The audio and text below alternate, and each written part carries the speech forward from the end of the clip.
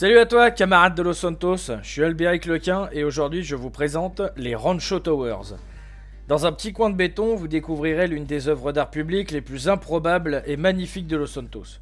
4 sculptures s'élèvent comme des géants. Des tours de coquillages, de tuiles, de bouteilles de soda, de miroirs, d'éclats de poterie et autres. Une vision de fantaisie au milieu du paysage urbain. Cette œuvre est la vision d'un seul homme, un immigrant italien semi-analphabète qui a travaillé sans aide extérieure et uniquement avec des outils rudimentaires tous les jours pendant plus de 30 ans. Et il s'appelait Sabato Edor. Il est né en 1879, en Italie donc. Immigré à LS à 15 piges, il a adopté le nom de Sam et a travaillé en tant qu'ouvrier maçon.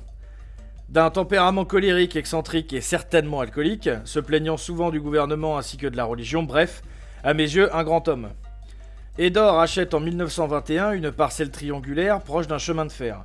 Son environnement était bruyant et poussiéreux, avec des tramways et des trains commerciaux qui passaient plusieurs fois par jour. Dans cette ambiance, notre gars commença à travailler sur son œuvre chaque jour après le travail et pendant les week-ends, en recherchant des matériaux abandonnés ou abîmés, tout cela dans une motivation quasi mystique. En effet, cette œuvre a été construite sans plan, schéma ou permis. Elle émanait de l'esprit d'Edor et de son besoin jamais vraiment expliqué de bâtir ses tours. Il dira en interview que construire l'empêchait de boire, ou alors parce qu'il avait perdu son travail, ou encore parce que le peuple américain était sympathique. Vous faites ce que vous voulez de cette information. Dans les années 40, les Rancho Towers faisaient déjà partie des monuments préférés des locaux.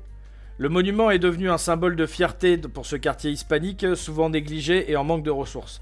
Résultat d'un racisme qui laisse encore des traces. Et regardez ces tours, et vous trouverez des morceaux de poterie et de céramique, car en plus de renforcer ses colonnes, elle offre une touche tape à l'œil et une histoire visuelle du design losantosien du début XXe siècle.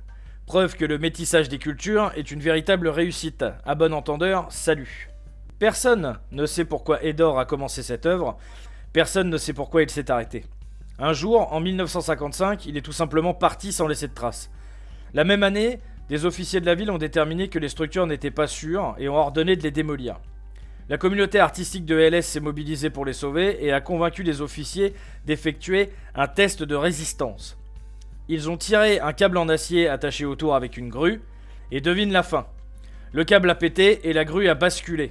Les officiels ont cédé, la structure est suffisamment solide et sûre pour être ouverte au public, et l'espace est libre d'accès et visitable depuis les années 60. Les Rancho Towers sont des exemplaires de l'art populaire et d'art brut. Des termes pour des œuvres non classifiables créées par des laissés-pour-compte. Mais comme le Beam Me Up près de Sandy Shore, ces œuvres sont fragiles.